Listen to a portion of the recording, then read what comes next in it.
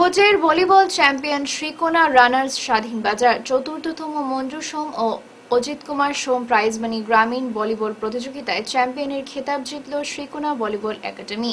শুক্রবার রাতে অনুষ্ঠিত প্রতিযোগিতার ফাইনালে তারা হারিয়েছে স্বাধীন বাজার ক্লাবকে 27-25, 29-27, 25-21 পয়েন্টে।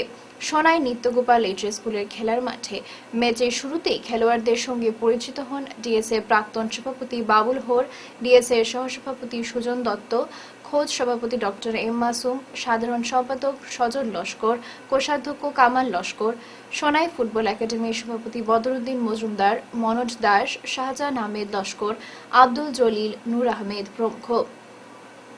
উদ্বোধনীতে দাতা পরিবারের পক্ষে সুরজিৎ সোম উপস্থিত প্রত্যেককে সাধুবাদ জানান। তার প্রয়াত মা বাবার নামে শুরু করা এই খেলা প্রতি বছর চালু রাখবেন বলে প্রতিশ্রুতি ব্যক্ত করেন। বাবুল হোর বলেন, খেলাধুলার মাধ্যমে শরীর চর্চা এবং মানসিক চিন্তাধারার বিকাশ ঘটায়। মাতা ও পিতার অজিত কুমার সোম এবং মঞ্জু সোমের স্মৃতিতে এই ভলিবল প্রতিযোগিতা, যেটা গ্রামীণ ভলিবল প্রতিযোগিতা এবার চতুর্থবারের মতো অনুষ্ঠিত হচ্ছে এবং আয়োজক সংস্থা খোঁজ এই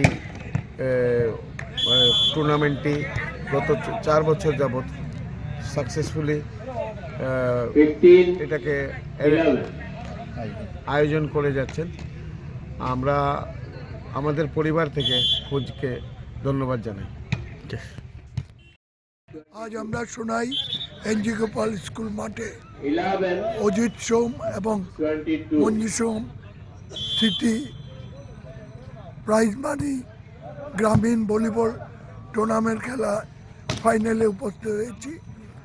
গতকাল 24 তারিখ এই ভলিবল আমাদের খোঁজ শুরু করেছিল।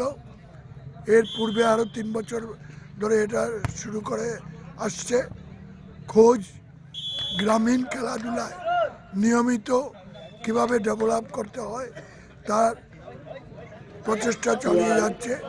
আপনারা জানেন, খোঁজ একটা সামাজিক এবং ক্রীড়া সাংস্কৃতিক সংস্থা, যেখানে সে সঙ্গে কংগ্রেচুলেশন জানাচ্ছি স্বাধীন বাজার ফুটবল একাডেমিকেও, রানার্স আপ ভলিবল একাডেমিকেও